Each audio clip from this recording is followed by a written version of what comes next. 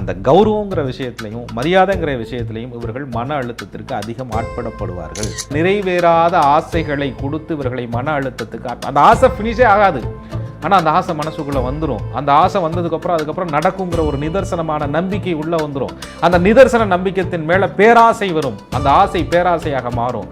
அந்த பேராசையை அடைய விடாமல் இந்த ராகு பகவான் இவரோட போட்டு படுத்தி எடுப்பார். அந்த தொழிலுக்கு கிடைச்சக்கூடிய சப்போர்ட் சிஸ்டங்கள் கெட்டு போயிடுறது. அந்த தொழிலை இன்னொருத்தர் வந்து நான் உதவி பண்ணுறேன்னு சொல்லிட்டு உள்ளே வந்ததுக்கப்புறம் இவர்களுக்கு எதிரியாக மாறி மன அழுத்தத்துக்கு ஆட்படுத்துவது. சரியான உத்தியோகம் கிடைக்கலையே, நமக்கு மட்டும் ஏன் ஒரே மாதிரியே போகுது, கிராஃப் மேலையும் போல கீழையும் போல அதே சம்பளத்தில் மாசக்கணக்கில் வருஷக்கணக்கில் அப்படியே போயிட்டு இருக்கு, செலவு மட்டும் குறைய மாட்டேங்குது. வீட்டுக்குள்ள இருக்கக்கூடிய மாமன் சம்பந்தப்பட்ட உறவுகளால் வரக்கூடிய பிரச்சனை, சொத்து டாக்குமெண்ட் சம்பந்தப்பட்ட விஷயங்களால் வரக்கூடிய பிரச்சனை, சொந்த தொழிலை இழந்துட்டு அதிகமாக மன அழுத்தத்துக்கு ஆட்படுறது, லாப கணக்கை நினைத்து நட்ட கணக்கை சந்தித்து அதிக மன அழுத்தத்துக்கு ஆட்படுறது, தனக்கு கிடைக்கக்கூடிய லாபம் எங்கேயாவது ஒரு இடத்துல தடையாகி.